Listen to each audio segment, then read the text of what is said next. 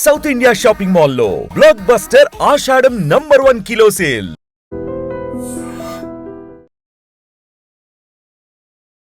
ఇటీవల ఆయన పాడిన పాట మంచి ప్రజాదరణ పొందింది. ప్రజల పాలైందిరో తెలంగాణ అంటూ మరోసారి తన గొంతు వినిపించారు. ప్రజాపాలనొచ్చేరో తెలంగాణ, ప్రజల పాలైందిరో తెలంగాణ, ప్రజాపాలనొచ్చేరో తెలంగాణ, ప్రజల పాలైందిరో తెలంగాణ, రేవంతన్న ఏలేరో తెలంగాణ, బాధలన్నీ తీరేరో తెలంగాణ, రేవంతన్న ఏలేరో తెలంగాణ, బాధలన్నీ తీరేరో తెలంగాణ. ఒకప్పుడు తెలంగాణ ఎవరి పాలైందిరో అని పాడారు, ఇప్పుడు ప్రజల పాలైందని పాడుతున్నారు. అంటే మీరు ఎటెళ్తే అటే పాట వెళ్తుందా? ప్రజలు అనుకునేటువంటి భాషనే పాటగా రాశాను తప్ప నా సొంత నిర్ణయంతో రాయలే. నేను వారి స్పందనను చూసి రాశాను, వారి కన్నీళ్లను చూసి, వారి దుఃఖాన్ని చూసి. త్యాగాలు చేసిన తెలంగాణ ఎవరి పాలైంది అని ప్రజలు అన్నప్పుడు ఆ పదం తీసుకొని రాసినటువంటి పాటే ఎవరి పాలైందిరో తెలంగాణ. మరి ఇప్పుడు ఏమంటున్నారు ప్రజలు?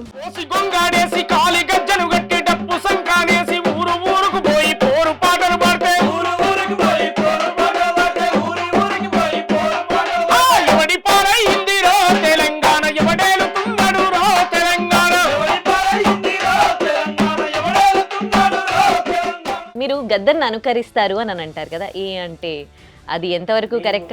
గద్దరన్నను అనుకరించడము అనేది నేను తప్పుగా భావించట్లేను. ఎవరైనా అనుకోవచ్చు వాళ్ళ మనసులో, గద్దరన్న లాగా పాడుతుండని అనుకోవచ్చు, అనుకోని నాకేం తప్పు లేదు. మీకు అది నచ్చుతుందా లేకపోతే ఎలా? ప్రౌడ్ గా ఫీల్ అవుతాను, తప్పేంటి? ఈ బహుజన వాదం అనేది అంటే రాజకీయంగా వర్కౌట్ అయ్యే పనేనా అండి? బహుజన వాదం అంటే ఏంది అర్థం? మెజార్టీ పీపుల్ అయినటువంటి వాళ్ళకు అధికారం రావడమే. ఇవాళ 42% రిజర్వేషన్ వచ్చిందనేది ఎంత మార్పు తెలుసా? మీరు విరాట పర్వంలో కూడా మీరు పాట రాశారు కదండి, రాశారు, పాడారు.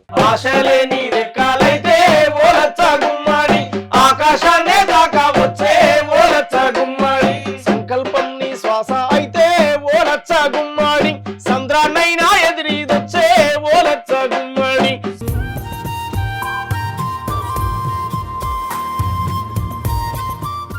నమస్తే, వెల్కమ్ టు ఐ డ్రీమ్. నేను ఉదయశ్రీ. మరి మనతో ఉన్నారు కాంగ్రెస్ సీనియర్ నేత, రచయిత, గాయకుడు ఏపురి సోమన్న గారు. ఇటీవల ఆయన పాడిన పాట మళ్ళీ మంచి ప్రజాదరణ పొందింది. ప్రజల పాలైందిరో తెలంగాణ అంటూ మరోసారి తన గొంతు వినిపించారు. మరి ఆ పాట గురించి, ఆయన రాసిన పాటల గురించి, ఆయన రాజకీయ ప్రస్థానం గురించి ఆయన మాటల్లోనే తెలుసుకుందాం. ఆయన మనతో పాటు స్టూడియోలో ఉన్నారు, మాట్లాడదాం. నమస్తే అండి. నమస్తే. మీ అందరికీ కూడా నమస్తే అండి. Welcome to our studio. ఎలా ఉన్నారండి? బాగున్నాను. సో మరోసారి ప్రజల పాలైందిరో తెలంగాణ అని పాట పాడారు, మంచి వ్యూస్ వస్తున్నాయి, మంచి ప్రజాదరణ పొందుతుంది. ఫస్ట్ ఆఫ్ ఆల్ కంగ్రాట్స్ మీకు. థాంక్యూ. సో ఒకసారి ఆ పాటతోనే స్టార్ట్ చేద్దామా ప్రోగ్రామ్? ప్రజాపాలనొచ్చేరో తెలంగాణ, ప్రజల పాలైందిరో తెలంగాణ, ప్రజాపాలనొచ్చేరో తెలంగాణ, ప్రజల పాలైందిరో తెలంగాణ, రేవంతన్న ఏలేరో తెలంగాణ, బాధలన్నీ తీరేరో తెలంగాణ, రేవంతన్న ఏలేరో తెలంగాణ, బాధలన్నీ తీరేరో తెలంగాణ. కోసి గొంగాడేసి కాలి గజ్జను గట్టి డప్పు సంకాడేసి పొగరు పట్టిన దొరల గద్దె దింపితేను, పొగరు పట్టిన దొరల గద్దె దింపితేను, పొగరు పట్టిన దొరల గద్దె దింపితేను. ప్రజాపాలనొచ్చేరో తెలంగాణ, ప్రజల పాలైందిరో తెలంగాణ, ప్రజాపాలనొచ్చేరో తెలంగాణ, ప్రజల పాలైందిరో తెలంగాణ, రేవంతన్న ఏలేరో తెలంగాణ, బాధలన్నీ తీరేరో తెలంగాణ, రేవంతన్న ఏలేరో తెలంగాణ, బాధలన్నీ తీరేరో తెలంగాణ. అట్లా ప్రజల పాలైంది అనేటువంటి చెప్తూ వారు చేసినటువంటి ఈ సంవత్సరాల కాలంలో వారు తీసుకున్నటువంటి ప్రజా సంక్షేమం సంబంధించినటువంటి కార్యక్రమాలను పాట రూపంలో రాయడం జరిగింది. ఒకప్పుడు తెలంగాణ ఎవరి పాలైందిరో అని పాడారు, ఇప్పుడు ప్రజల పాలైందని పాడుతున్నారు. అంటే మీరు ఎటెళ్తే అటే పాట వెళ్తుందా? అట్లా ఉండదు. నేను ఎటు వెళ్తే అటు ఉండదు. ప్రజల నుంచి వచ్చే స్పందననే నేను పాటగా రాశాను. అప్పుడు కూడా ఎవరి పాలైందిరో అని అడగడానికి నా వ్యక్తిగత నిర్ణయం కాదు. నేను ఏటిగడ్డ కిస్టాపూర్కు పోయాను, మల్లన్న సాగర్కు పోయాను, ముంపు గ్రామాల ప్రజల యొక్క దుఃఖాన్ని రాశాను. వారిని కలిసినప్పుడు రేవంత్ అన్న నాయకత్వంలో అక్కడ దీక్షలు చేశారు, కార్యక్రమాలు నిర్వహించినప్పుడు ఆ ప్రజలను నేను ప్రత్యక్షంగా అక్కడ కలిశాను. కలిసిన సందర్భంగా ప్రజలు అనుకునేటువంటి భాషనే పాటగా రాశాను తప్ప నా సొంత నిర్ణయంతో రాయలే. నేను వారి స్పందనను చూసి రాశాను, వారి కన్నీళ్ళని చూసి, వారి దుఃఖాన్ని చూసి, మా ఊళ్ళన్నీ ఏట్లా కలిసిపోతున్నాయి, మా గ్రామాలన్నీ ముంపులో కలిసిపోతున్నాయి, అసలు ఎవరికి వచ్చింది తెలంగాణ, అమరవీరులతో త్యాగాలు చేసిన తెలంగాణ ఎవరి పాలైంది అని ప్రజలు అన్నప్పుడు ఆ పదం తీసుకొని రాసినటువంటి పాటే ఎవరి పాలైందిరో తెలంగాణ. మరి ఇప్పుడు ఏమంటున్నారు ప్రజలు? మా పాలైందని అంటున్నారు, హ్యాపీగా ఉన్నామని అంటున్నారా? 30 ఏండ్లుగా సాగినటువంటి ఎస్సీల ఏబిసిడిల వర్గీకరణ ఉద్యమం, 30 ఏండ్లుగా సాగిన పోరాటం, రేవంత్ వచ్చిన తర్వాత, ప్రజాపాలన వచ్చిన తర్వాత వర్గీకరణ అమలు కోసం చట్టాన్ని చేశారు. ఇలా శాసనసభలో తీర్మానం చేశారు, చట్టాన్ని చేశారు, దాని అమలు కోసం చర్యలు తీసుకుంటుండ్రు. 75 ఏండ్ల స్వాతంత్రంలో బీసీల కోసం కులగణన చేసిన చరిత్ర ఎవరికీ లేదు. బీసీలకు 42% రిజర్వేషన్లు ఇచ్చిన చరిత్ర ఎవరికీ లేదు. ఇవాళ రేవంత్ అన్నకు ప్రజాపాలనకు ఉంది. ఎస్, అది మెజార్టీ ప్రజలైన బీసీల యొక్క సమస్యలు, ఈ దేశంలో మెజార్టీ ప్రజలైనటువంటి ఎస్సీలు 59 కులాల యొక్క వర్గీకరణ సమస్యను పరిష్కరించినటువంటి చరిత్ర రేవంత్ అన్నకు ప్రజాపాలనకు ఉంది. అందుకోసమే ఆ సంతోషాన్ని పంచుకుంటూనే నేను ప్రజల పాలైందని చెప్పాను. ఇవాళ 30 ఏండ్ల తరబడి ఎదురు చూశారు కదా, 19 మంది అమరవీరులు త్యాగాలు చేశారు కదా. దండోర ఉద్యమంతో మందకృష్ణ మాదిగ గారి నాయకత్వంలో జరిగిన పోరాటాలను, ఆ పిలుపునందుకొని వందలాది మంది రోడ్ల మీదకి వచ్చారు. వారి జీవితం మొత్తం వృధా అయిపోయింది, త్యాగాలు చేశారు, పోరాటాలు చేశారు. అది ఎన్నికల ఎజెండాగా మారింది తప్ప అమలు కాలే ఎప్పుడు కూడా. కానీ ఈసారి అమలైంది. అంటే ఇప్పుడు సఫలీకృతం అయింది తెలంగాణ వచ్చినందుకు. రేవంత్ గారి పరిపాలనలో ఇప్పుడు అందరూ హ్యాపీగా ఉన్నారు. 100% తెలంగాణ రాష్ట్రం సపరేట్ స్టేట్ అయ్యి 10 ఏండ్లు ఒక నిర్బంధ కాలాన్ని చూసిన తర్వాత ఇప్పుడు స్వేచ్ఛావాయువుల తెలంగాణ, ఇప్పుడు ఊపిరి పీల్చుకునే తెలంగాణ, ఇప్పుడు ప్రశ్నించే తెలంగాణ, ఇప్పుడు ఆకలి దుఃఖాలు లేనటువంటి తెలంగాణగా నిర్మాణం చెందుతూ ఉంది. క్రమేపీ మారుతుంది. ఇప్పుడు సంవత్సరన్నర కాలం 60,000 పైచిలకు కొలువులు వచ్చినాయి. 500 రూపాయలకు గ్యాస్ సిలిండర్ అన్నారు. 200 రూపాయలకు 200 యూనిట్ల ఉచిత కరెంటు ఇలా గృహాలకు వస్తున్నటువంటి సందర్భం. ఉచితంగా సక్సెస్ఫుల్ గా సాగుతా ఉంది. ఉచిత బస్సులు ప్రయాణం, ఆడబిడ్డలకు ఎక్కడ పోయినా పైసలు కాదు, పైసలు పర్సులు పెట్టుకోవద్దు, ఆధార్ కార్డు పర్సులు పెట్టుకొని పోతే టికెట్ అని అడగానే ఆధార్ కార్డు చూపిస్తే వాళ్ళు దిగాల్సిన స్టేజ్లో దిగిపోతున్నారు. ఇవన్నీ కూడా జరుగుతూ ఉన్నాయి. అద్భుతమైనటువంటి ఒక పరిపాలన. సన్నబియ్యం, తర్వాత పేద విద్యార్థులకు కుల మత భేద లేకుండా ఇంటిగ్రేటెడ్ స్కూల్, అందరూ సమీకృతంగా చదువుకునేటువంటి స్కూల్, కులము మతం అనేది కనిపించకుండా, ఇంగ్లీష్ చదువులు అద్భుతమైనటువంటి బేసిక్ నుంచే ఇంగ్లీష్. ఇవన్నీ కూడా మంచి చెప్పడానికే ఉన్నాయి. ఇప్పుడు మీరు ఎడిపోతే పాట పోద్దా, అది కాదు, ప్రజలు ఎడిపోతే పాట ఎడిపోతుంది. రైట్, పాలిటిక్స్ పక్కకు పెట్టి ఫస్ట్ మీ గురించి మాట్లాడుకుందాం. మీరు గద్దర్ని అనుకరిస్తారు అని అంటారు కదా, అంటే అది ఎంతవరకు కరెక్ట్? గద్దర్ను అనుకరించడం కాదు, గద్దరన్నకు వారసులం మేము, సాంస్కృతిక వారసులం. ఆయన మాకు బ్లడ్ రిలేషన్ కాదు, ఉద్యమ సంబంధం, సాంస్కృతిక వారసులం మేము గద్దరన్నకు. అందువల్ల గద్దరన్నను అనుకరించడము అనేది నేను తప్పుగా భావించట్లేను. ఎవరైనా అనుకోవచ్చు వాళ్ళ మనసులో, గద్దరన్న లాగా పాడుతుండని అనుకోవచ్చు, అనుకోని నాకేం తప్పు లేదు. ప్రౌడ్ గా ఫీల్ అవుతాను, తప్పేంటి? ఆ తరంలో ఆయన ఉన్నాడు, ఈ తరంలో నేను ఇంకా 20 ఏండ్లు 30 ఏండ్లు నేను పనిచేయగలుగుతా కదా సమాజం కోసం. అంటే మీలోని గాయకుడు, రచయిత ఇవన్నీ బయటికి రావడానికి గద్దర్ ఇన్స్పిరేషన్? ఆయన ఇన్స్పిరేషన్ కదా, ఆయన ఇన్స్పిరేషన్. గద్దరన్నే ఇన్స్పిరేషన్ తోటే రచన మొదలు పెట్టాను, గద్దరనే ఇన్స్పిరేషన్ తోటే పాటగాడిగా మొదలయ్యాను, గద్దరనే ఇన్స్పిరేషన్ తోటే ప్రశ్నించడం కూడా నేర్చుకున్నాను. ఎవడి పాలైంద్రో అని అడగడానికి గల ధైర్యం వారిచ్చిన స్ఫూర్తి. అందువల్ల ఆయన కూడా నాకేదో ఎదురుగా కూర్చొని నువ్వు ఇలా రాయిరా అని చెప్పినోడు ఏం కాదు గద్దరన్న. నేను ఎదిగిన తర్వాతనే గద్దరన్నను పరిచయం అయ్యాను తప్ప అంతకుముందు గద్దరన్న పాటలు విన్నవాని నేను దూరంగా ఉండి. ఎస్, అవి నేర్చుకున్నట్టు అట్లా మొదలైనటువంటి ప్రస్థానం కనుక మేము 94, 95 ఆపరేడు, 94, 95లో ఖాళీ గజ్జ కట్టాము.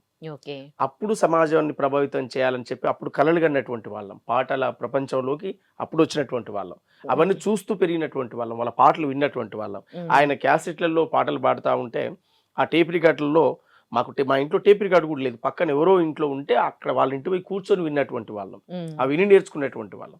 వందనాలు వందనాలమ్మో మా బిడ్డలు, వందనాలు వందనాలమ్మో మా బిడ్డలు, మీకు వందనాలు వందనాలమ్మో మా కూనలు, వందనాలు వందనాలమ్మో మా కూనలు, వీరులారా సూరులారం రాడికల్లా బిడ్డలారం, రాడికల్లా బిడ్డలారా, రాడికల్లా బిడ్డలారా, రాడికల్లా బిడ్డలారా, రైతు కూలి అన్నలారా, రైతు కూలి అన్నలారా, రైతు కూలి అన్నలారా, మీరు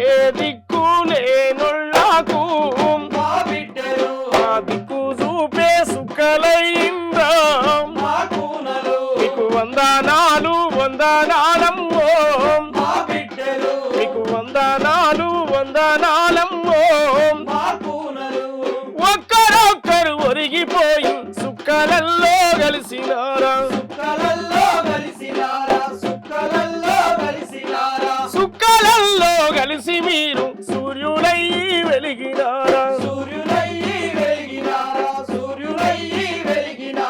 కావు కావున కాకులరిసే తలుపు గొల్లం సప్పుడాయే ఎవ్వరా వంటిట్లకొచ్చి పిలిచినట్టు అలికిడాయే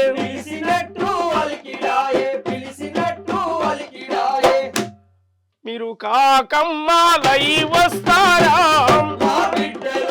కడుపు తీపి చూసిపోతారా మీకు వందనాలమ్మో మీకు వందనాలమ్మో మీకు వందనాలమ్మో.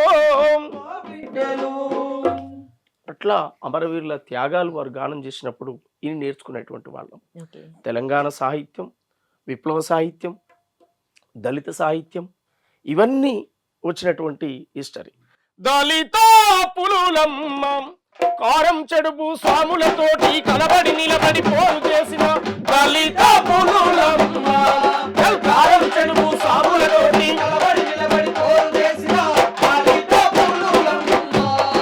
కారం చెడులో కలదొక పల్లె పల్లె పేరు రామాదిగ పల్లె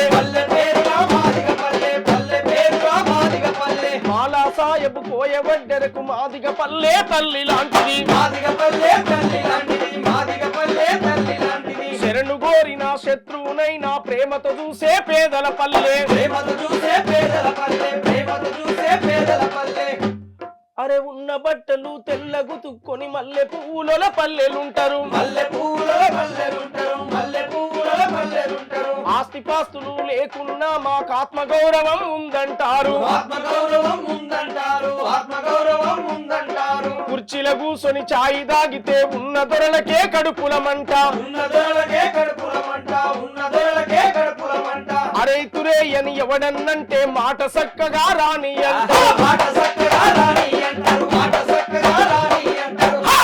ఏ డబ్బ సొమ్ము మేం తింటలేమురా మా సొత్తే మా ఇష్టమంటారు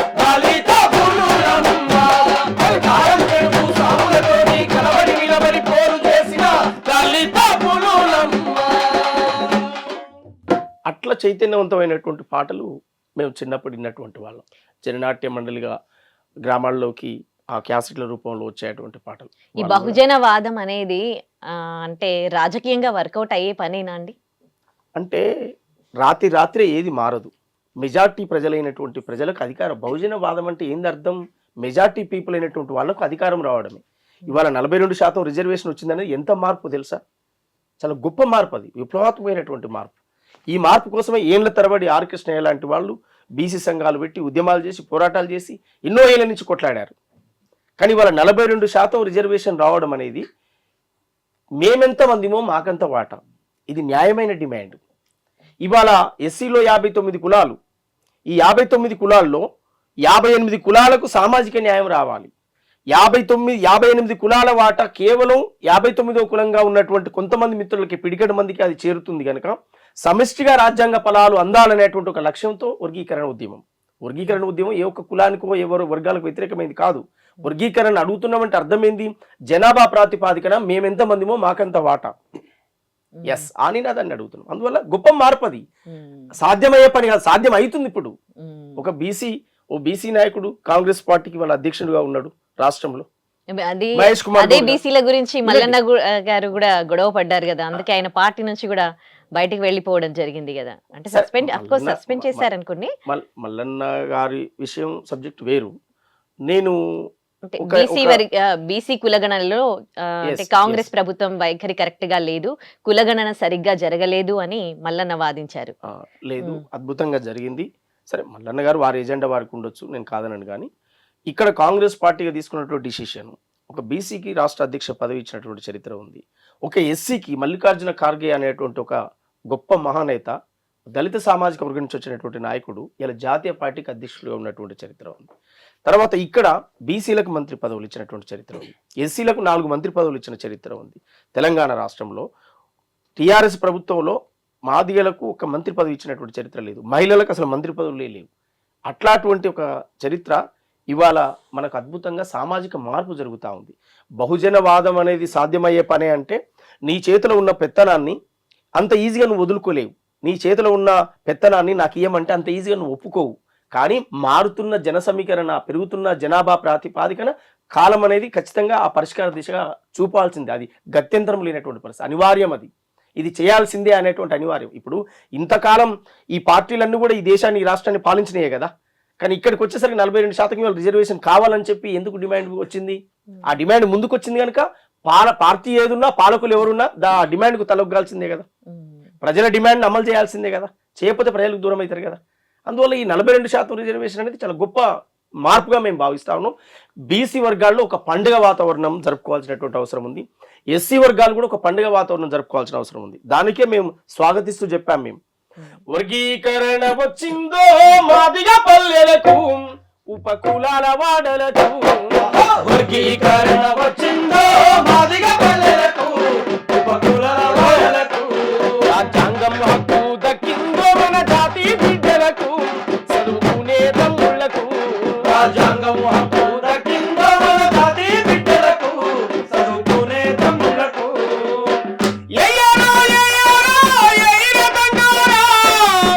రేవంతన్న పాలనకు మద్దతు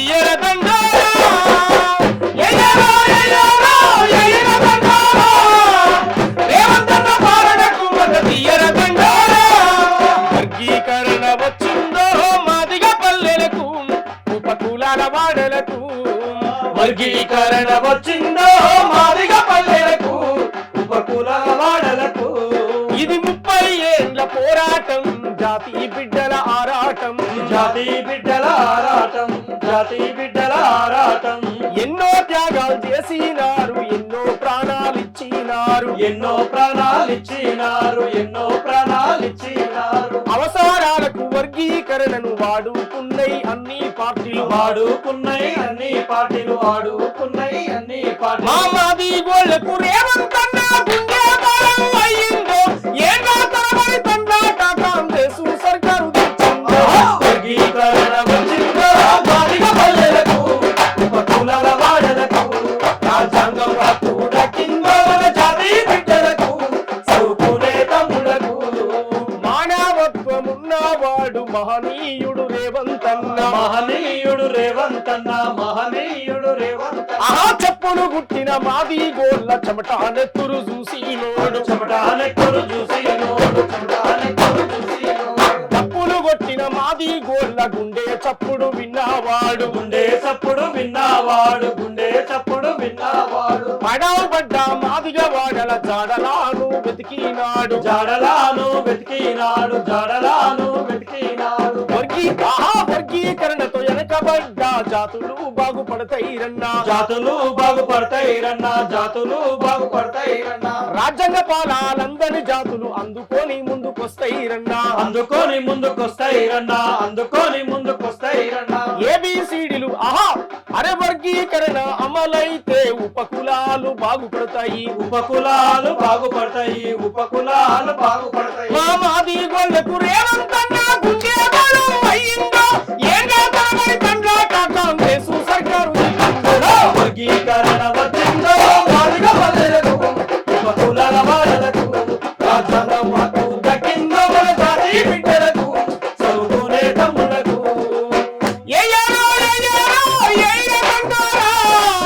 రేవంతన్న పాలనకు మద్దతు ఇయ్యరదండోరా.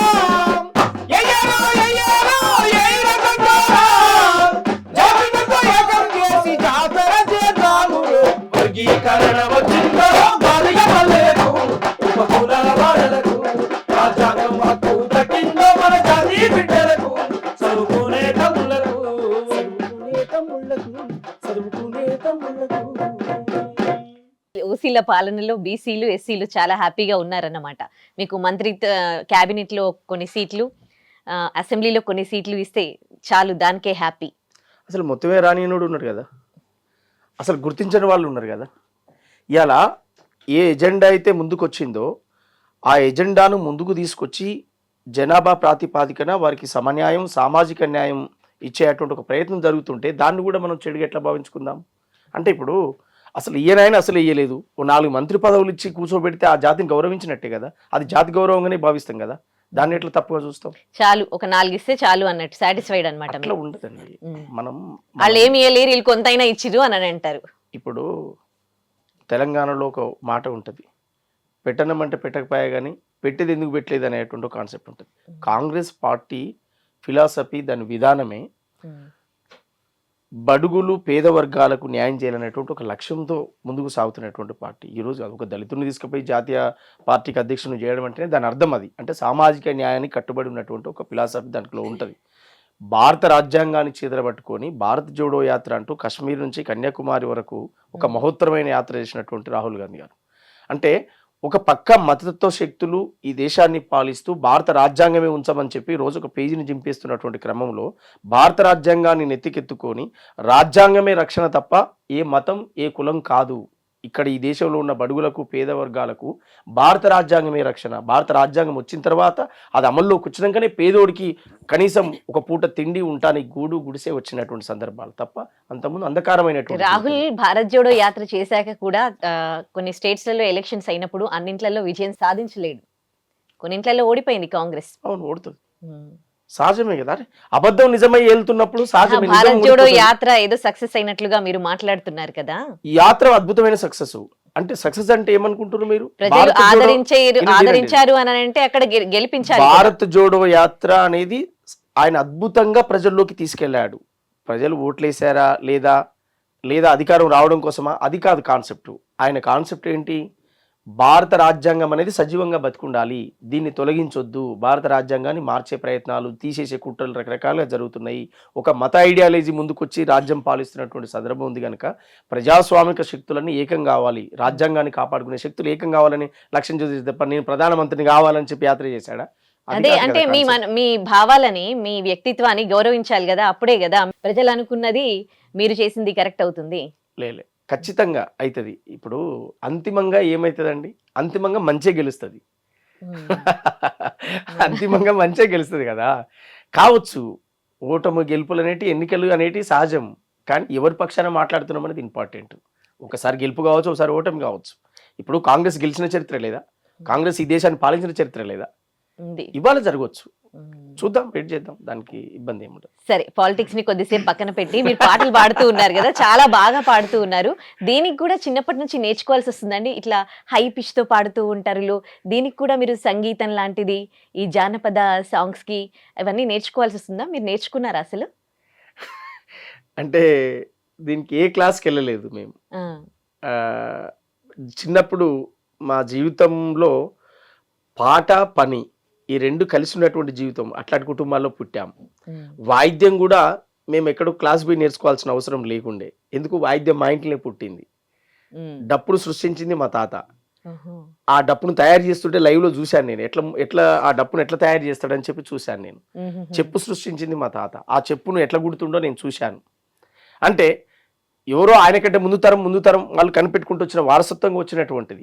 అట్లాంటి ఇంట్లో పుట్టాం గనక ఇప్పుడు ఈ పాట అనేది పని చేస్తూ పాడుతూ అమ్మలక్కలు చేళ్లల్లో నాట్లల్లో కలుపుల్లో వరి పంట పొలాల్లో పాడుతున్నటువంటి పాటలను మేము విని, ఆ తల్లి పాడినటువంటి పాటలను విని నేర్చుకున్నటువంటి వాళ్ళం కనుక దీనికి సపరేట్ క్లాస్ అంటే ఎక్కడ లేదు. మాది సూర్యాపేట జిల్లా, ఇప్పుడు ఒకప్పుడు ఉమ్మడి నల్గొండ జిల్లా. సూర్యాపేట జిల్లా తిరుమలగిరి మండలం వెలిశాల మా సొంత ఊరు. ఆ పల్లెలో పుట్టి పెరిగినటువంటి వాతావరణాన్ని, అక్కడ ఉన్నటువంటి జ్ఞాపకాలను, మా చిన్నతనంలో జరిగినటువంటి బాల్యంలో జరిగినటువంటి అనేక మధురమైన స్మృతులను మేము పాటలు అల్లుతూ రాసుకుంటూ వచ్చినటువంటి వాళ్ళం, అవి నేర్చుకునేటువంటి. అట్లా ఒకసారి ఊరికి వెళ్ళిపోయినప్పుడు, ఊళ్ళో ఆ ఊరు జ్ఞాపకాల్లోకి వెళ్ళిపోయినప్పుడు ఒక 20-25 ఏండ్లు వెనుకకు పోతే అవి గుర్తొస్తా ఉంటాయి. ఆ ఆలాపనలు గుర్తొస్తాయి, ఆ రాగాలు గుర్తొస్తాయి. ఆ చిన్నప్పుడు మా తాతలు తండ్రులు ఆడినటువంటి ఆ యక్షగాన భాగవత పాటలు, పద్యాలు, భజన పాటలు, ఆ సేలల్లో నాట్లలో కలుపులో అమ్మలక్కలు పాడుకునేటువంటి పాటలు, ఇవన్నిటిని కూడా ఒకసారి నెమరేసుకుంటే ఊరికి పోయి వచ్చేటువంటి పాటలు రాశాం. పడిలేసే వయసులో పల్లెంత కలదిరిగి ఆట పాటలాడుకున్నాం, పండు వెన్నెలగాసె నడిజాము రాత్రిలో నిదురన్నదే ఎరుగకున్నాం, అవ్వాయ్యా నిడిసి తోటి పిల్లల కలిసి ముత్యాలమ్మ బండ కాడా ఈత పండ్లను చూసి రాళ్లతోని గొట్టి రాలుతుంటే మురిసిపోయినాం ఒకనెనుక ఒకడెక్కి బండ జారుతుంటే గుండె నిండా ఆవు పొంగే ఆనందం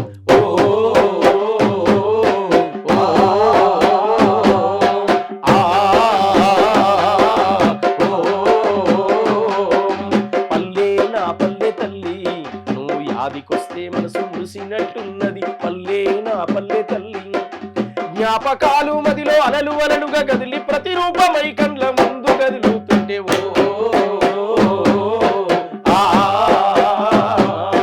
పల్లె నా పల్లె తల్లి నువ్వు యాదికొస్తే మనసు మురిసినట్టున్నది పల్లె నా పల్లె తల్లి యాదికొస్తే మనసు మురిసినట్టున్నది పల్లె నా పల్లె తల్లి.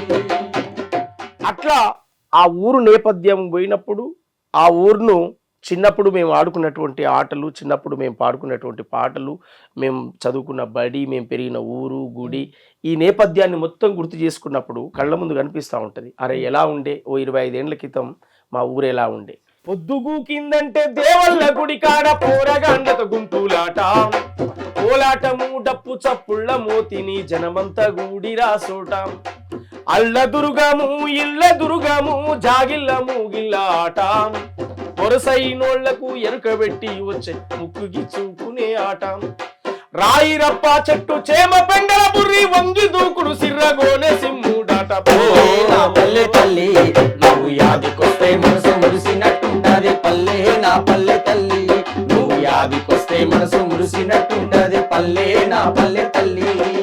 బండ్లె సోమయ్య తాత ఎల్లమ్మ కథ చెప్తే ఊరంతా మేలుకునేది కంతి రామయ్య అల్లి రాని వేషం గడితే స్టేజ్ అంతా దద్దరిల్లేది డీలరు మల్లయ్యకెవ్వడెదురు బడ్డ ఆపి ముచ్చట పెట్టేది మాట మాటకు తీట సాత్రాలు చెప్పుతూ పొద్దెల్ల బుచ్చుకునేది మా కదరు ఎల్లే తాత సారదాగిండంటే ఎర్ర జెండా పాటలు ఎగిరెగిరి పాడి పల్లె నా పల్లె తల్లి నువ్వు యాదికొస్తే మనసు మురిసినట్టున్నది పల్లె నా పల్లె తల్లి నువ్వు యాదికొస్తే మనసు మురిసినట్టున్నది పల్లె నా పల్లె తల్లి.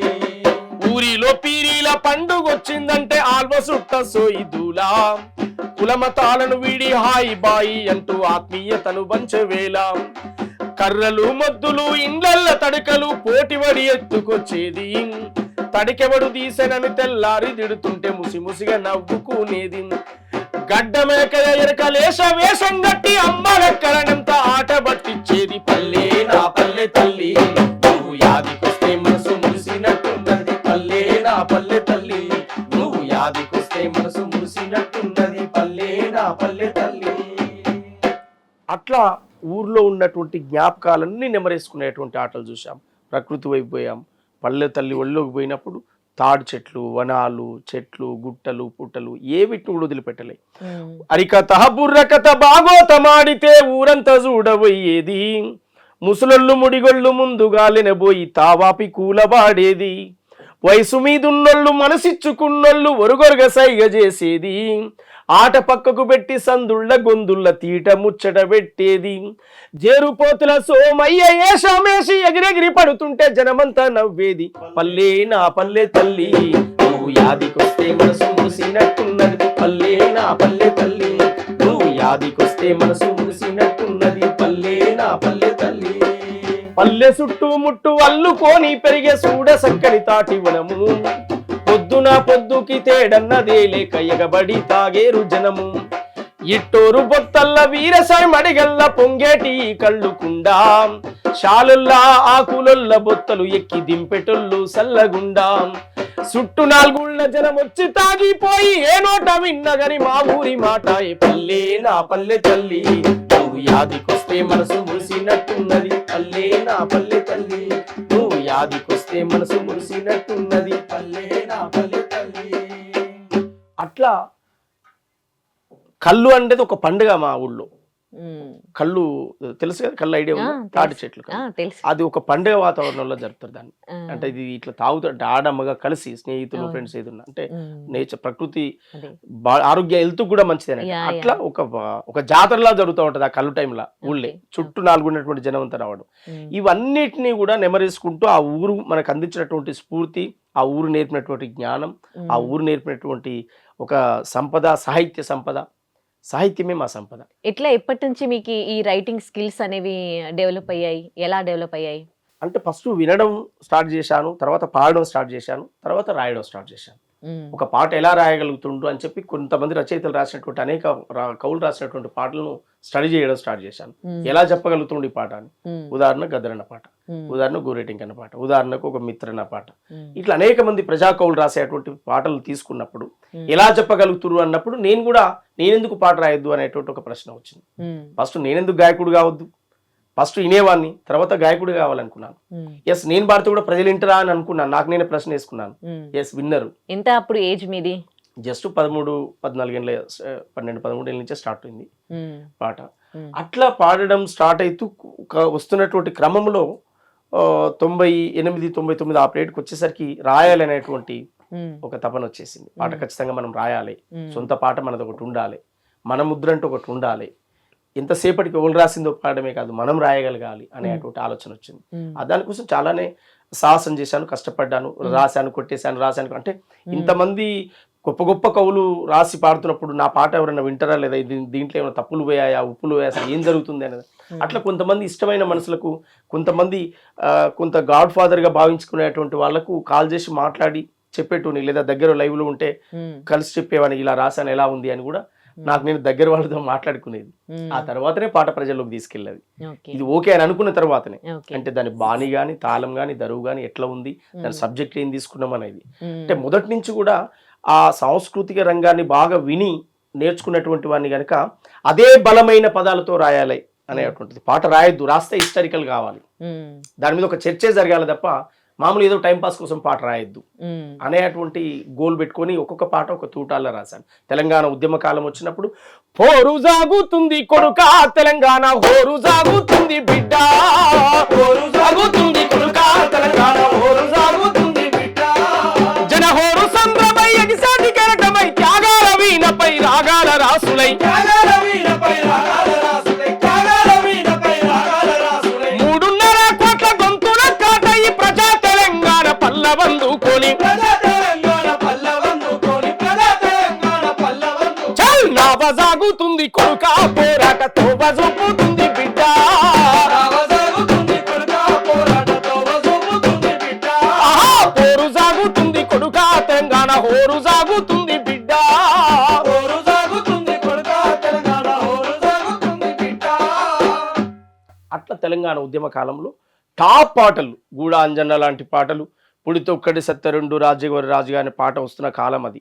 ఉమ్, గద్దరన్న పాటలు తెలంగాణ మీద చాలా పాపులారిటీ పాటలు, ఇంకా అనేక మంది ప్రజా కవులు రాసినటువంటి అనేక పాటలు, గూడేటెంకన్న లాంటి పాటలు, ఇట్లాంటి పాటలు పాపులారిటీ అవుతున్న క్రమంలో నా పాట వింటరా జనము, నేను రాయొచ్చు ఆ పాట అనుకున్నటువంటి సందర్భంలో పూరు సాగుతుంది కొడుక అనే పాట వచ్చింది. ఉమ్, వాస్తవికత జీవితాన్ని చెప్పాలని చెప్పి ప్రయత్నం చేస్తూ 610 జీవము సేలేదు చదువుల్లో వాట ఉందండ్రు, ఏ కొలువైన ఇష్టమంటుండ్రు, హైదరాబాదు రంగారెడ్డి భూములన్నీ ఆంధ్రోలే ఆక్రమించిండ్రు, ఔటరు రింగు రోడై కూసుండ్రు, భూమి దోసినారు, బువ్వ దోసినారు, సింగరేణి సిరుల మూట దోసినారు, రాష్ట్రం వచ్చేదాకా కొడుక నువ్వు రణం చెయ్యా బోర బిడ్డ, రాష్ట్రం వచ్చేదాకా కొడుక నువ్వు రణం చెయ్యా బోర బిడ్డ, హోరు సాగుతుంది కొడుక తెలంగాణ, హోరు సాగుతుంది బిడ్డ, హోరు సాగుతుంది కొడుక తెలంగాణ, హోరు సాగుతుంది బిడ్డ.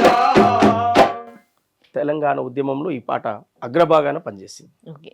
ఒకప్పుడు ఒక పాట మీరు స్టార్టింగ్ చేసినప్పుడు రాయడం కొట్టేయడం చేసిన మీరు ఇప్పుడు అవలీలగా ముందు ప్రిపేర్ అవ్వకుండా అప్పటికప్పుడు పాట కట్టి పాడేస్తారు అని విన్నాము, కరెక్టేనా? ఎస్, అలా ఎలా అంత ప్రాక్టీస్ ఎట్లా వచ్చింది? అనుభవమే. ఉమ్, నిరంతరం నేను పాటతోటే మాట్లాడుకుంటాను. ఉమ్, నా మనసుతో నేను మాట్లాడుతున్నప్పుడు పాటతోటే మాట్లాడుకుంటాను. జనరల్గా పాటలన్నీ వాకింగ్ టైంలో, ఉమ్, ఖాళీగా జర్నీ చేస్తున్నప్పుడు వాకింగ్ టైంలో అనుకుంటాను. పేపర్ పెన్ మీద పెట్టను, ఇప్పుడు బెటర్. ఇది ఇంట్లో అనుకుంటాను. అనుకునే స్టూడియోకి వెళ్తాను పాడాలనుకున్నప్పుడు.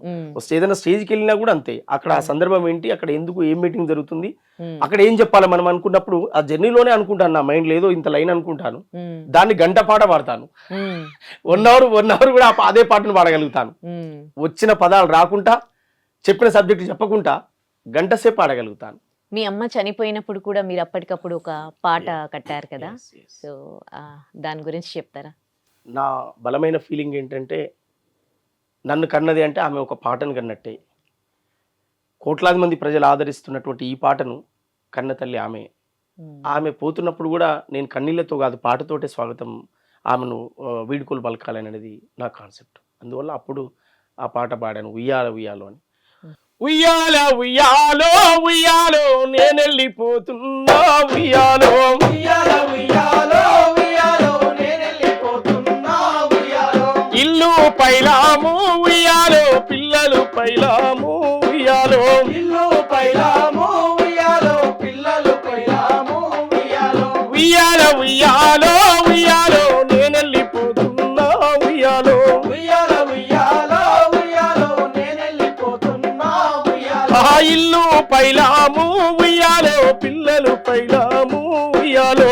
ఇల్లు పైలాము ఉయ్యాలో, పిల్లలు పైలాము ఉయ్యాలో. ఆ ఊరికి చివరానా ఉయ్యాలో, ఊడల మల్లుంది ఉయ్యాలో. ఊరికి చివరానా ఉయ్యాలో, ఊడల మరుంది ఉయ్యాలో. ఊడల మరి కింద ఉయ్యాలో, నా ఇల్లు ఉంది ఉయ్యాలో. ఊడల మరి కింద ఉయ్యాలో, మా ఇల్లు ఉంది ఉయ్యాలో. ఉయ్యాల ఉయ్యాలో ఉయ్యాలో నేనెళ్ళిపోతున్నా ఉయ్యాలో. ఉయ్యాలో ఉయ్యాలో ఉయ్యాలో నేనెళ్ళిపోతున్నా ఉయ్యాలో. నేనెళ్ళిపోతున్నా ఉయ్యాలో. నేనెళ్ళిపోతున్నా ఉయ్యాలో. అట్లా నేను వెళ్ళిపోతున్నా అని తల్లి చెప్పేటువంటి వలపోతుని చెప్పాను. ఆమె అందించిన చనుబాలు నా గుండెకు బలమైనవి. నా గానం, నా గాత్రం, నా ఆలోచన విధానం ఇవన్నీ కూడా నా తల్లి ఇచ్చినటువంటి, నా తండ్రి ఇచ్చినటువంటి జన్మ. నేను గొప్పగా ఎన్ని పాటలు రాసావు, ఎన్ని లక్షలు సంపాదించావు అనే ప్రశ్న అడిగినప్పుడు ఎన్ని పాటలు రాసినావని గర్వపడుతూ చెప్తాను. కావచ్చు, తాత్కాలికంగా ప్రతి ఇంట్లో సమస్యలు ఉంటాయి, ప్రతి కుటుంబంలో ఆర్థికపరమైన విషయాలు ఉంటాయి. కానీ కేవలం ఫైనాన్షియల్గా ఎదగడం కోసమే నేను పాటలు రాయలే. నా సామాజిక బాధ్యతగా రాసుకుంటూ వచ్చాను. నా నా నా బాధ్యత ఉందని చెప్తూ వచ్చాను. అప్పుడు చెప్పాను నేను, అమ్మా అంజమ్మ నీకు వందనాలమ్మా, పాదా పాదాన నీకు దండాలోయమ్మా, నిండు గుణము గల్ల తల్లి నీవమ్మ, నీకు 100 నిండక ముందే ఎల్లిన వేందమ్మా, నీ చనుబాలే నా గుండెకు బలమైనాయమ్మా, నీ చనుబాలే నా గుండెకు బలమైనాయమ్మా, నువ్వు పాడిన జోల పాట నాకు బతుకు పాటైనాదమ్మా, అమ్మా అంజమ్మ నీకు వందనాలమ్మా, పాదా పాదాన నీకు దండాలోయమ్మా, నిండు గుణము గల్ల తల్లి నీవమ్మ, నీకు 100 నిండక ముందే ఎల్లిన వేందమ్మా, నీకు 100 నిండక ముందే ఎల్లిన వేందమ్మా, నీకు 100 నిండక ముందే ఎల్లిన వేందమ్మా. అట్లా అమ్మను గుర్తు చేస్తూ చెప్పినటువంటి సందర్భాలు. అట్లా సమాజంలో జరుగుతున్నటువంటి అనేక మార్పులు, ఆ మార్పుకు అనుకూలంగా నా సాహిత్యం లేనోడి వైపు ఉండాలని, బడుగుల వైపు ఉండాలని, పేదల వైపు ఉండాలని, ఎవరన్నా లేనోడికో అవకాశం ఇచ్చిరనుకో, ఎవరైనా ఒకరు అవకాశం ఇచ్చిరనుకో, అలాంటి వాళ్ళని మనం అప్రిషియేట్ చేయాలి కదా. ఎలా ఉండేది మీ ఫైనాన్షియల్ కండిషన్ మీరు పెరుగుతున్న టైంలో? చాలా, ఇక అవి చెప్పొద్దు, అవి చెప్పుకుంటే తీరే బాధలు కావు. అది కఠోరమైనటువంటి ఒక కటిక దరిద్రం నుంచి, అంటే ఎలాంటి ఇండ్లు ఉండకూడదు అలాంటి ఇండ్లలో పుట్టొచ్చాము. ఇక దాన్ని అది చెప్పుకుంటే తీరే అటువంటి బాధ కాదు. కాకపోతే దాన్ని మార్చాలనేది మా గోల్. ఇప్పటి వరకు ఎంత మార్చినాం అనుకుంటున్నారు మీరు? బ్రహ్మాండంగా హ్యాపీగా ఉన్నాం. నేను మా తాతలు, మా తండ్రుల జీవితంకు నా జీవితానికి బేరీజ్ చేసుకుంటే చాలా అద్భుతమైనటువంటి లైఫ్. అది ప్రజలు ఇచ్చిన లైఫ్, అది పాటిచ్చిన లైఫ్. ఎన్ని పాటలు పాడారు, ఎన్ని పాటలు రాశారు మీరు? ఒక సుమారు 500 పాటలు రాసి ఉంటాను. రికార్డెడ్ కొన్ని పుస్తకాలు కూడా ఉన్నాయి, బుక్లెట్ రూపంలో కూడా వచ్చాయి కొన్ని.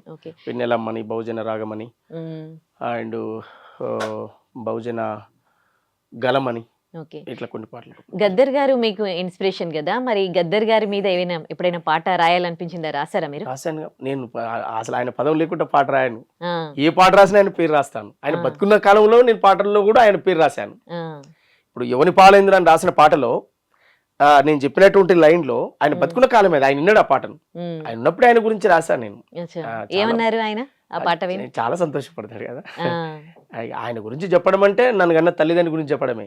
ఓకే. ఆయన గురించి చెప్పడం అంటే అదే చిన్నప్పటి నుంచి ఆయన పాటలు విని పెరిగానని అంటున్నారు Yes, కదా, yes. ఆయనతో ఎట్లా ఉండేది రిలేషన్షిప్? మీరు కొంచెం పెద్దగా చాలా బాగుండేది. ఎక్కడ ఉన్నా హార్ట్ఫుల్ గా గుండెలకు అతుకునేవాడు. ఆయన ప్రేమను పంచేవాడు, బాగా ఎంకరేజ్ చేసేవాడు. పోయినసారి ఖచ్చితంగా పొలిటికల్ గా కూడా నాకు ఒక మైలేజ్ కోసం కూడా పనిచేస్తా అని మాట ఇచ్చాడు, నేను వస్తా ఖచ్చితంగా అని. కానీ బ్యాడ్ లక్, నేను పోటీ చేయలేకపోయినా కొన్ని అనివార్య కారణాల వల్ల జరిగింది, డిస్టర్బ్ అయింది. కానీ ఆ ఎలక్షన్ కూడా నేను వస్తా, నేను సపోర్ట్ చేస్తా, తిరుగుతా అని చెప్పాడు. ఒక సభ పెడితే కూడా తిరుమలగిరిలో ఆ సభకు అటెండ్ అయ్యాడు. ఆ సభలోనే చెప్పాడు, ఇలాంటి నా తరం ఒకటి తయారు కావాలి, సో మన లాంటి వాళ్ళు ముందుకు రావాలి. పొలిటికల్ గా రాజకీయంగా ఎన్ని చేసినా కూడా పొలిటికల్ అనేది పవర్ మన చేతుల్లో లేకపోతే మనం ఏం చేయలేమనేది ఆ సత్యం. అది తెలుసు గద్దరన్న గనుక అలాంటి వాళ్ళని ఎంకరేజ్ చేసేవాడు. అందువల్ల నాకు ఓన్ గా సింగిల్ ఎంపీ లేకుండా తయారైన జీవితం గనక ఆయన బాగా ఇష్టపడేవాడు ఇలాంటి వాళ్ళను. అంటే ఆయన అట్లా వచ్చినోడే కదా. మీరు బీఆర్ఎస్ లోకి వెళ్ళినప్పుడు ఏమన్నారు మరి గద్దర్ గారు? ఏమండి, ఎందుకు వెళ్ళాల్సి వచ్చింది ఏమండి, బీఆర్ఎస్ ఏమండి. లోకి? అంటే బీఆర్ఎస్ కి వెళ్ళడానికి అనేది ఒక చారిత్రాత్మకమైన తప్పిదం. దాన్ని మేము రివ్యూ చేసుకున్నాం, మళ్ళీ వద్దు అది కరెక్ట్ కాదు అని చెప్పి దాన్ని మార్చుకోవడానికి ప్రయత్నం చేసినాం. అంటే ఏం జరిగింది ఏమైనా చెప్పగలరా? ఎందుకు వెళ్ళినట్టు, ఎందుకు బయటకు వచ్చినట్టు, ఏమీ జరగలే, ఎందుకు వ్యతిరేకించారు బీఆర్ఎస్ పాలన అప్పుడు, మళ్ళీ ఎందుకు కలిశారు? మనసు బాగలేదు, డిస్టర్బ్ అనిపించింది, నేను ఇంతకాలం పనిచేస్తే నాకు జరగాల్సిన న్యాయం జరగట్లేదు అనేటువంటి ఒక నిరుత్సాహం, ఆ క్రమంలో తీసుకున్న సడల్ డిసిషన్ కొంత దారి తీసింది. అది ఈ రోజు జరుగుతున్న నష్టానికి దారి తీసింది. దాన్ని పూడ్చుకునే ప్రయత్నంలోనే ఇప్పుడు మళ్ళీ దారిలో ఉన్నాం. ఒకప్పుడు కవులు కళాకారులు అంటే ఒక రెస్పెక్ట్, వాళ్ళు పాడే పాటలకి అంటే వాళ్ళు సమాజాన్ని మేల్కొల్పుతూ పాటలు పాడేవాళ్ళు, చైతన్యం చేస్తూ అందరిని చైతన్యవంతులను చేస్తూ పాటలు పాడేవారు. ఇప్పుడు ఈ కవులు కళాకారులు అనేవి పార్టీలు వస్తూ ఉన్నాయి, ఆ పార్టీలో జాయిన్ అయిపోతూ ఉన్నారు. ఇంకా ఎక్కడ సమాజాన్ని చైతన్యవంతం చేయడం ఏంటి, ఏమంటారు? ఎటు పోతున్నారు కవులు కళాకారులు? అంటే నా ఉద్దేశం ఇప్పుడు ఆ రెస్పెక్ట్ ఉందా అండి పాటలకి? మీరు చెప్పండి. మీరు అనేది కొంతమేరకు నిజం. పాట అనేది అంగడి సరుకులా మారిపోయింది. పాట అనేది ఒకప్పుడు ఉన్నటువంటి విలువలు, ఒకప్పుడు ఉన్నటువంటి పరిస్థితి లేదు, తగ్గిపోయిందని చెప్పడంలో నేను కూడా వెనుకడిగేయను, ముందే ఉంటాను. కానీ అంతకు 100 రెట్లు పాట ప్రజలకు ఇంకా దగ్గరైంది. అంతకు 100 రెట్లు కవులు కళాకారులు పుట్టుకొచ్చిండ్రు. ఎవరి ఎజెండాను వారు ఎంచుకొని పనిచేస్తుండ్రు సమాజంలో. పాట ఒక పక్క వస్తువుగా మారిపోయి రకరకాల విభాగాల్లో ఉంది, అది దాన్ని కాదనను. కానీ సేమ్ టైం ఏ కళాకారుడైతే ఒక కళాకారుడిగా తయారు కావాలనుకున్నాడో ఆ కళాకారుడు, వానికి ఒక కుటుంబం ఉంటుంది, వానికి తిండి కావాలి, వాని అవసరాలు వెళ్ళాలి, వానికి ఒక ఫ్యామిలీ బతకాలి. ఆ పని తప్ప ఇంకో పని చేయలేడు. పాటే ఇష్టం, రచనే ఇష్టం, ప్రజల కోసం పాడడమే ఇష్టం. కొంతమంది ఇందులో నిజాయితీగా ఒక ప్లాట్ఫామ్ ఎంచుకొని పాడేవాళ్ళు కొంతమంది ఉంటారు. కొంతమంది బతకడం కోసమే అదే పనిగా ఉండి చేసేవాళ్ళు ఉంటారు. ఒక ఎజెండాతో పోయే వాళ్ళు కొంతమంది ఉంటారు. ఇప్పుడు గద్దరన్న ఉన్నాడు, ఆయనకు ఎజెండా ఉంది, ఆయన సాంస్కృతిక రాజకీయ చైతన్యం కలిగినటువంటి కళాకారుడు. మేము ఆ కోవలోంచి వచ్చినటువంటి వాళ్ళమే కనుక మేము ఇంకేదో కొత్తగా ఒక అమ్మాయిని వర్ణిస్తూ లేకపోతే ఇంకో ఒక విషయాన్ని చెప్తూ ఇవన్నీ మేము రాయలేము.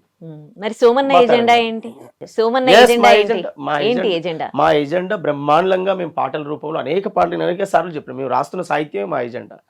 సూర్యులగన్నట్టి సూర్యపేటకు బోధమా, వీరులగన్నట్టి నల్లగొండకు చూద్దామా, సూర్యులగన్నట్టి సూర్యపేటకు బోధమా, వీరులగన్నట్టి నల్లగొండకు చూద్దామా, సూర్యులగన్నట్టి సూర్యపేటకు బోధమా, వీరులగన్నట్టి నల్లగొండను చూద్దామా, సూర్యులగన్నట్టి సూర్యపేటకు బోధమా, వీరులగన్నట్టి నల్లగొండను చూద్దామా, త్యాగాలతో పడదమా, మల్ల ఉద్యమానికి దారులేద్దామా, మల్ల త్యాగాలతో పడదమా, మల్ల ఉద్యమానికి దారులేద్దామా, మల్ల గుండె గుండె ఒకటి చేద్దామా, దండోర జెండాను మోగిద్దామా, గుండె గుండె ఒకటి చేద్దామా, దండోర జెండాను మోగిద్దామా, ఉప్పల మరుసూరు చరిత ధర్మ భిక్షము గత చాకలి ఐలమ్మ మల్లు స్వరాజ్యమ్మ, చాకలి ఐలమ్మ మల్లు స్వరాజ్యమ్మ, చాకలి ఐలమ్మ మల్లు స్వరాజ్యమ్మ, యుద్ధ గీతి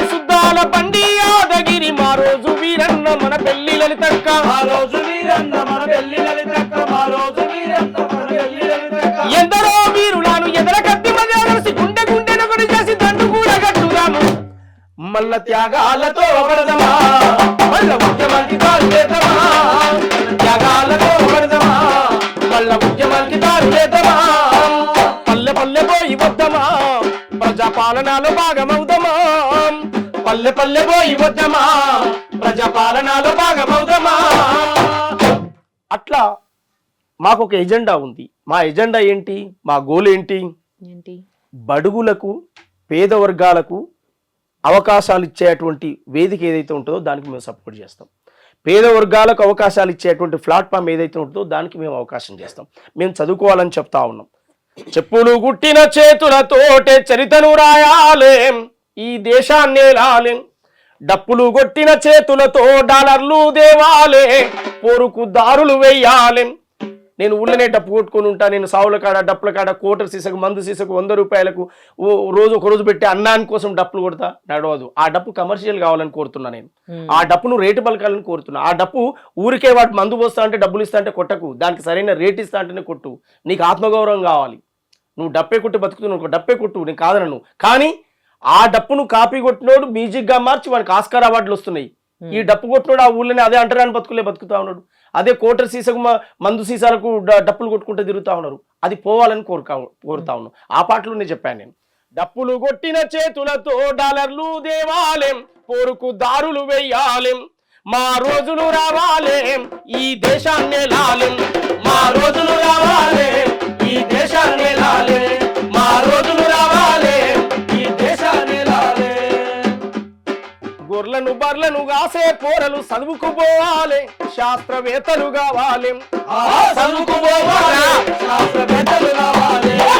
చదువుకు పోవాలి, శాస్త్రవేత్తలు కావాలి. గొర్రెలను బర్లను కాసే పోరలు చదువుకు పోవాలి, శాస్త్రవేత్తలు కావాలి. చదువుకు పోవాలి, శాస్త్రవేత్తలు కావాలి. చదువుకు పోవాలి, శాస్త్రవేత్తలు కావాలి. బండలు కొట్టే ఒడ్డెరొళ్ళు ఇంజనీర్లు కావాలి, ప్రాజెక్టులు కట్టాలి. ఇంజనీర్లు కావాలి, ప్రాజెక్టులు కట్టాలి. ఇంజనీర్లు కావాలి, ప్రాజెక్టులు కట్టాలి. ఖాళీ నడకన పోయేటోడు గాలి మోటార్ ఎక్కాలి, ఏరోప్లేను నడపాలి. మా రోజులు రావాలి, ఈ దేశాన్ని రాలే. మా రోజులు రావాలి, ఈ దేశాన్ని రాలే. మా రోజులు రావాలి, ఈ దేశాన్ని రాలే. అట్లా సామాజిక మార్పు జరగాలని కోరుకుంటా ఉన్నాం. అది విద్య ద్వారా రావాలని కోరుకుంటున్నాం. బాబాసాహెబ్ అంబేద్కర్ ఇచ్చినటువంటి ఆయుధం చదువు అనేటువంటి ఆయుధం.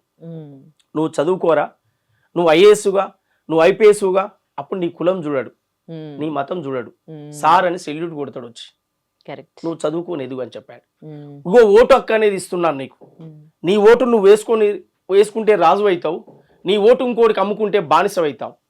నీ ఓటు నువ్వు వేసుకుంటే రాజు అవుతావు. ఇగో నీకు ఓటు అనే హక్కుని ఇస్తున్నానని చెప్పి బాబాసాహెబ్ అంబేద్కర్ ఓటు హక్కు ఇచ్చాడు.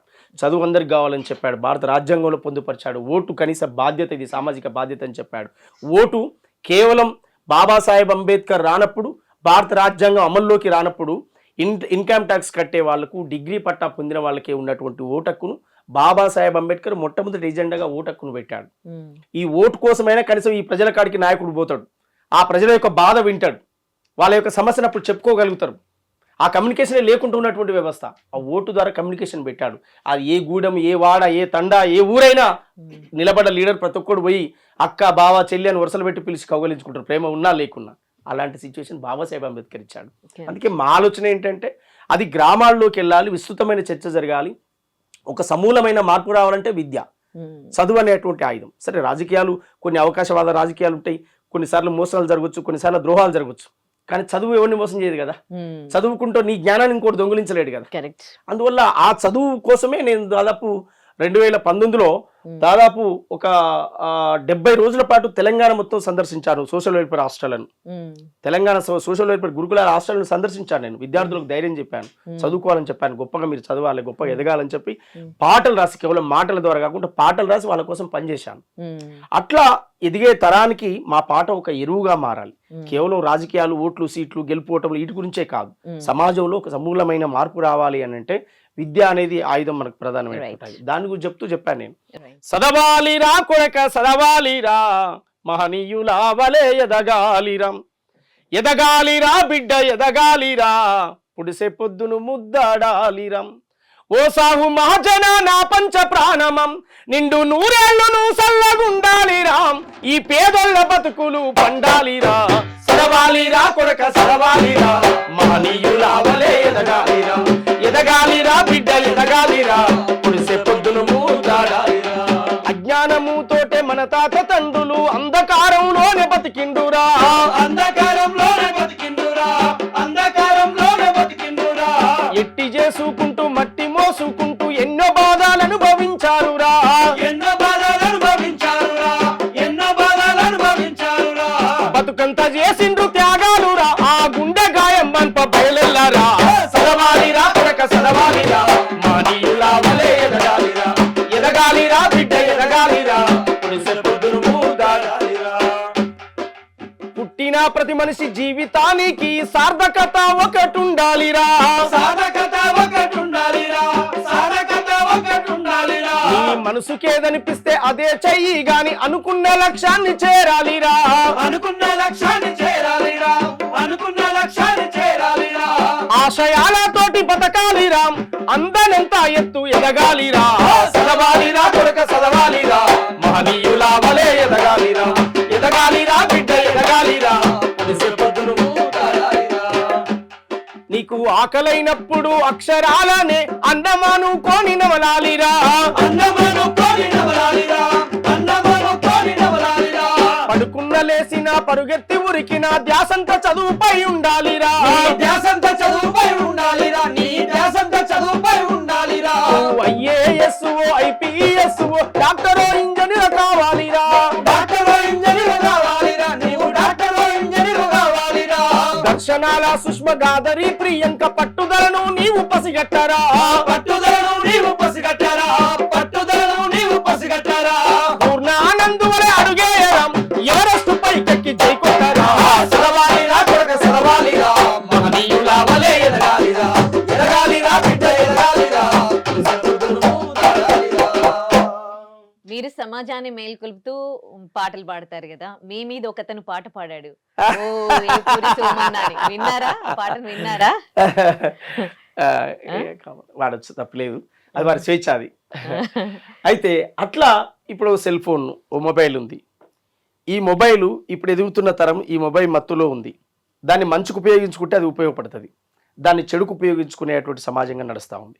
అందువల్ల అట్లాంటి విషయాలు కూడా చెప్తూ నేను యువతరానికి చెప్తున్నాను. నేను వాట్సాప్ల్లో ఫేస్బుక్ల్లో కాలక్షేపాలొద్దు. ఎంతసేపటికి ఎవడి బొమ్మకో నువ్వు లైక్ కొట్టకు, నీ బొమ్మకు లైక్ కొట్టేటప్పుడు కూడా తయారు చేసుకో.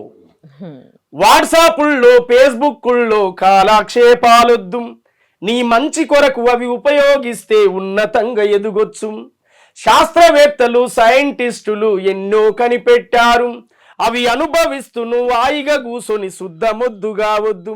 ఇది పోటీ సమాజం రా, నువ్వు ఓటమి చెందకురా, గెలుపే నీ లక్ష్యం రా, గగనంపై అడుగైరా.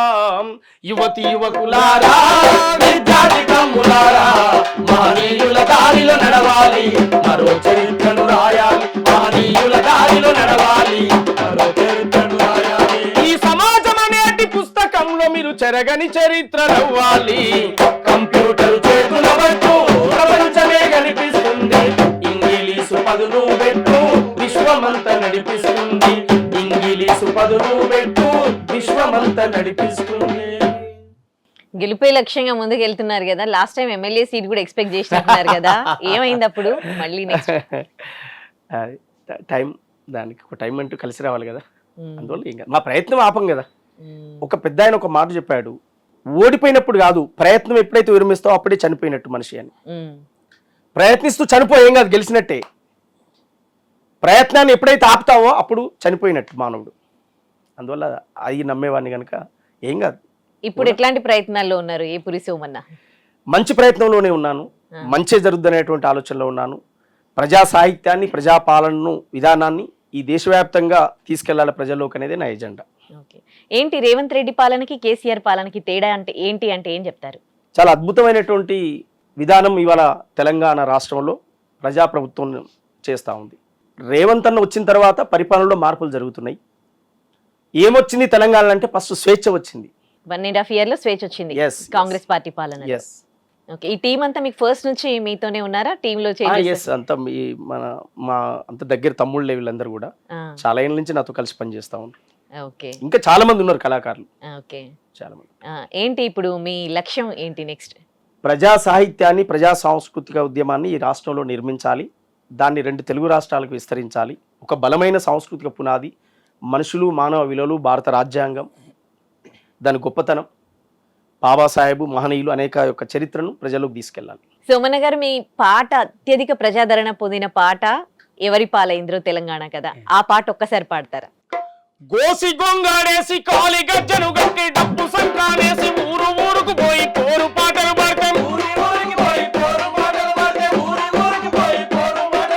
ఎవరి పాలైంది రో తెలంగాణ, ఎవడేలుతున్నాడు రో తెలంగాణ. గోసి గొంగాడేసి కాలి గజ్జను గట్టి డప్పు సంకానేసి ఊరు ఊరుకు పోయి పోరు పాటలు పడతాం. ఎవడి పాలైంది రో తెలంగాణ, ఎవడేలుతున్నాడు రో తెలంగాణ. దేశులు పెడితే జెండాలు పెడితే మీ దొరగారు వస్తుంటే నాలు పెడితే మీ రాష్ట్రం ఇయ్యకపోతే ప్రాణాలు ఇస్తే ప్రాణమే వారిచ్చారో తెలంగాణ, పదవులోని వచ్చారో తెలంగాణ. ఇచ్చిన తెలంగాణ ఇచ్చిందేమీ లేదు, హామీలు తప్ప అమలుగా కాపాయ సబ్బండ జాతులను మోసమే చేసిరి. దొరల పాలైంది రో తెలంగాణ, దోపిడి పాలాయరో తెలంగాణ. దొరల పాలైంది రో తెలంగాణ, దోపిడి పాలాయరో తెలంగాణ. మళ్ళా పోరు బాటందుకోరో తెలంగాణ, దొరల తరిమి కొట్టరో తెలంగాణ.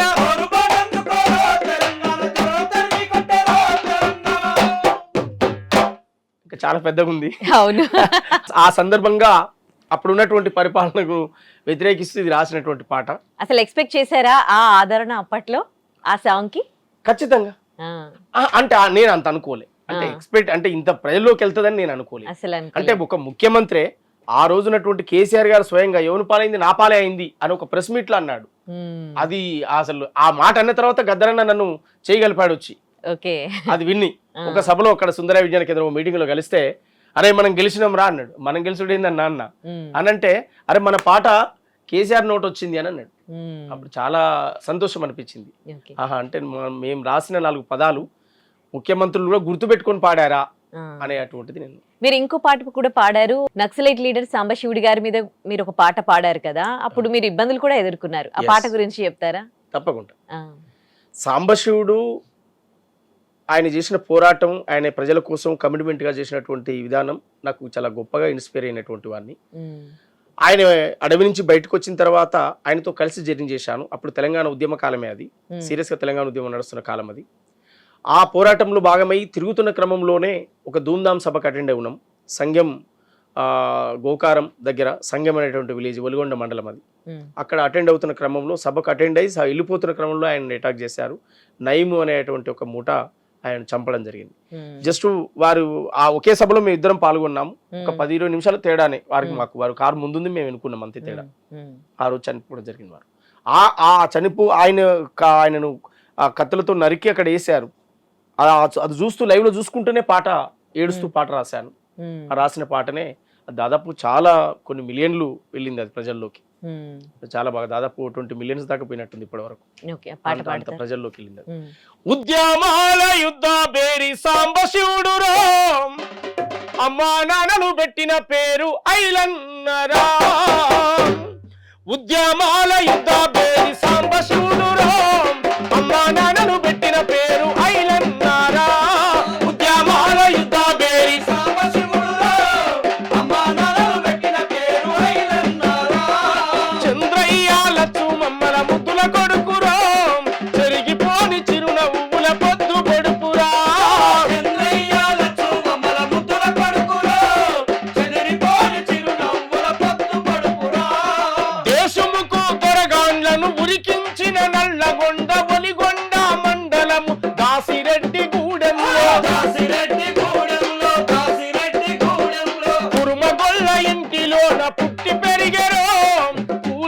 తల్లి బతుకు చూసి కలత చెందేరా ఉద్యమాల యుద్ధ పేరి సాంబశివుడురా అమ్మా నాన్నలు పెట్టిన పేరు ఐలన్నారా చంద్రయ్యాల చూమల ముద్దుల కొడుకురా చెరిగిపోని చిరునవ్వుల పొద్దు కొడుకురా విప్లవాల తల్లి ఒడిలో వడివడిగా ఎదుగుకుంటూ పీడిత తాడిత ప్రజల విముక్తికై బాటలేసే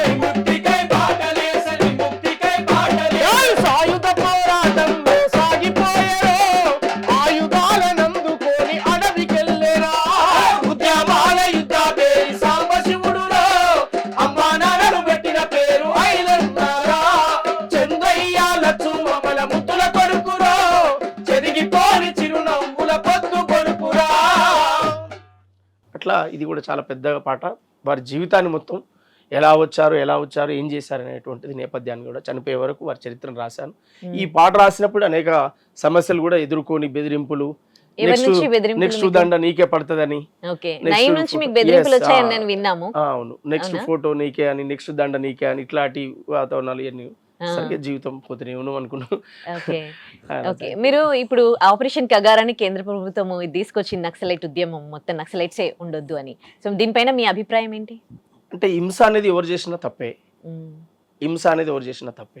కగారు పేరుతో ఆదివాసుల మీద జరిగేటువంటి దాడులను మేము ఖచ్చితంగా వ్యతిరేకిస్తాం. ఎవరిని చంపొద్దు. ఒకవేళ నీకు రాజ్యాంగబద్ధంగా ఆదివాసులది కాదు కదా, నక్సలైట్లను కదా. ఇప్పుడు నక్సలైట్లు ఏం చేస్తున్నారని ఆ పేరుతో ఆదివాసులను చంపుతున్నారు. అమాయకమైన ఆదివాసులను 20 మందిని 30 మందిని లేని ఆయుధాలు పెట్టి, లేని సాహిత్యాన్ని పెట్టి, లేని యూనిఫామ్ వేసి వీళ్ళే వాళ్ళని చెప్పి వాళ్ళకు ఒక కౌంటింగ్ కావాలి కదా. ఇంతమందిని చంపేసినామని ఒక కౌంటింగ్ కావాలి కదా. అట్లా అడవులను ఆగం చేస్తున్నారు, ప్రకృతిని ధ్వంసం చేస్తున్నారు, ఆదివాసుల జీవితాలు నాశనం చేస్తూ ఉంటారు. అందువల్ల మేమేమంటున్నామంటే దీన్ని ఖచ్చితంగా ఖండిస్తున్నాం, వ్యతిరేకిస్తాం. ప్రజాస్వామిక శక్తులను కాపాడుకోవాల్సిన బాధ్యత ఉంది. సేమ్ టైం ఏ ఆయుధాన్ని పట్టుకొని పోరాటం చేసేటువంటి అన్నలు కూడా వాళ్ళు కూడా ప్రజాస్వామ్యబద్ధంగా ప్రజల్లోకి ఉండాలనేదే నేను కూడా కోరుకుంటాను. హింస అనేది వద్దు. అనేక వేల మంది ప్రాణాలు చనిపోయారు, వేలాది మంది త్యాగాలు చేశారు. ఆ త్యాగాలన్నీ వృధా పోవద్దు అంటే మీలాంటి నాయకులు ప్రజాక్షేత్రంలో ఉండాలి, ప్రజల్లో ఉండాలనేది నా ఒపీనియన్. ఎవరు కూడా చావద్దు. ఇరు వర్గాలు ఎవరు చచ్చినా, పోలీసులు చచ్చినా పేద వర్గాలే, ఇటు నక్సలైట్లు చచ్చినా పేద వర్గాలే. ఏ పేదల కోసమైతే వాళ్ళు ప్రాణత్యాగాన్ని వేయడానికి సిద్ధపడి ముందుకు పోయినరో ఆ త్యాగాలు అమోఘమైనవి. వాటిని మనం వెలకట్టలేము, వాటి గురించి చెప్పలేము. అందువల్ల అది ఆపరేషన్ కగారు అనేది చాలా ఖండించాల్సినటువంటి విషయం. అలాంటివి జరగొద్దు ఈ దేశంలో. వాళ్ళు మన బిడ్డలే, మన తమ్ముళ్ళే, మన అన్నలే, మన కోసం పోరాడుతూ పోయినటువంటి వాళ్ళు. వాళ్ళు కూడా ఎంతో మంది పోలీసులను చంపారు, అడవి బిడ్డలను చంపారు. ఏది జరిగినా హింస అనేది ఇరు వర్గాల నుంచి జరిగేదని మేము ఖండిస్తాం. మీరు విరాట పర్వంలో కూడా మీరు పాట రాశారు కదండి? పాడారు? రాయలే, ఓన్లీ పాడాను. ఓకే, ఆ పాట ఒకసారి పాడతారా? ఆశలేని రెక్కాలైతే ఓలచ్చ గుమ్మడి, ఆకాశాన్నే తాక వచ్చే ఓలచ్చ గుమ్మడి. ఆశలేని రెక్కాలైతే ఓలచ్చ గుమ్మడి, ఆకాశాన్నే తాక వచ్చే ఓలచ్చ గుమ్మడి. సంకల్పం నీ శ్వాస అయితే ఓలచ్చ గుమ్మడి, సంద్రాన్నైనా ఎదిరిదొచ్చే ఓలచ్చ గుమ్మడి. సంకల్పం నీ శ్వాస అయితే ఓలచ్చ గుమ్మడి, సంద్రాన్నైనా ఎదిరిదొచ్చే ఓలచ్చ గుమ్మడి.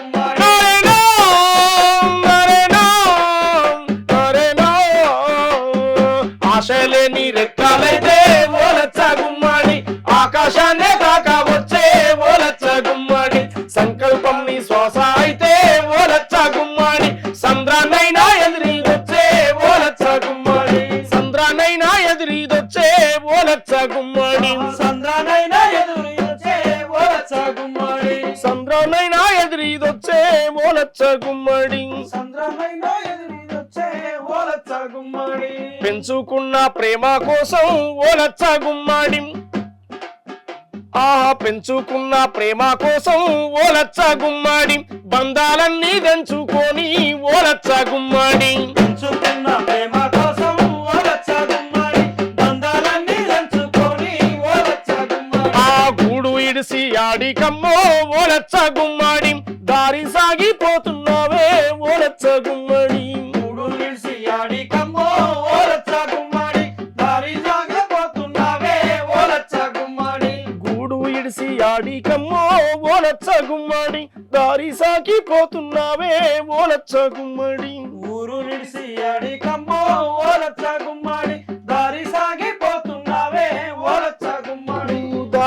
సాగిపోతున్నావే ఓలచ్చ గుమ్మడి దారి సాగిపోతున్నావే ఓలచ్చ గుమ్మడి.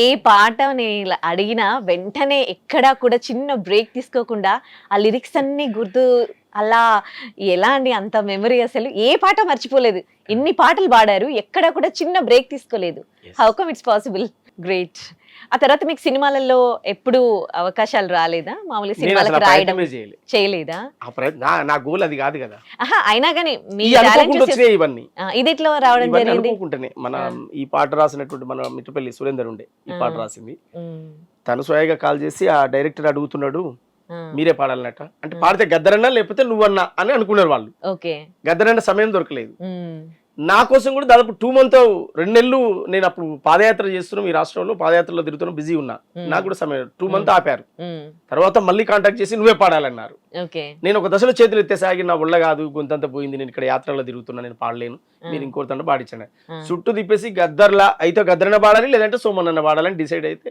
నేనే పాడిపోయి అది వచ్చిన తర్వాత చాలా హ్యాపీగా ఫీల్ అయినా చాలా మంది కూడా గద్దరన్నే పాడాడు అని డిసైడ్ అయి ఉన్నారు ఆ పేరు చూసిన తర్వాత సోమన్న పాడాడని చెప్పనుకున్నాను చాలా సంతోషపడ్డా అప్పటి వరకు మీకున్న గుర్తింపు ఆ పాటతో వచ్చిన గుర్తింపుని ఎట్లా చూస్తారు రెండింటిని చాలా బాగా ఉంటుంది అట్లేం లేదు మంచి హ్యాపీనే కదా ముందు ముందు ఏదైనా సినిమాలలో అద్భుతంగా సినిమాలలో రాయడం గాని పాడడం గాని సినిమా తీయాలనే ఎవరిని మట్టి బిడ్డలను పెట్టి తీయాలి మట్టి బిడ్డలను పేద బిడ్డలను ఏ అయితే కలలు కంటున్నారో అలాంటి బిడ్డలను తీసుకొచ్చి తీయాలి ఇప్పుడు ఆల్రెడీ స్టార్ అయినటువంటి కొడుకు స్టార్ అవుతాడు హీరో అయిన కొడుకు హీరో తెల్లారితరికి అవుతాడు అది కాదు లేని కాంచి సృష్టించాలనేది నా తపన okay okay I wish you good luck అండి for your upcoming project thank you దాని అలాంటి అవకాశం వచ్చినాడు దాని ప్రమోషన్ కూడా మీరే చేయాలి దాని ప్రజల్లోకి మీరే తీసుకెళ్ళాలి డెఫినెట్లీ థ్యాంక్ యూ రైట్ అండి థ్యాంక్ యూ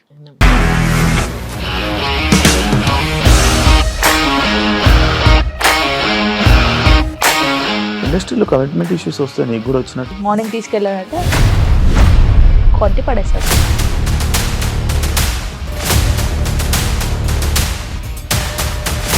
ఒక్కళ్ళు కూడా చూడలేదు ఈ సినిమా అని చెప్పడానికి కూడా చాలా ధైర్యం కావాలి. అది నిజం కదా, దాంట్లో ధైర్యం ఏంటి? నెక్స్ట్ డే ప్లేట్ మార్చేస్తే తప్పు కదా. As of now we are comfortable this అని నేను అనుకుంటున్నాను. రష్మిక గారిది మీది ఒకే ఊరు అంట కదా. నీకు కోపం వచ్చిందంటే బాగా తిట్టేత్తరా? తిట్టేద్దామండి. నిజంగా గేమ్ ని ఎలా చేంజ్ చేయగలిగారు? ఏపీఎస్ఎఫ్సి వాళ్ళకి 6 నెలల్లో నేను 6 లక్షలు కట్టా. బిజినెస్ చేయాలనుకుంటే it is as difficult as riding a tiger.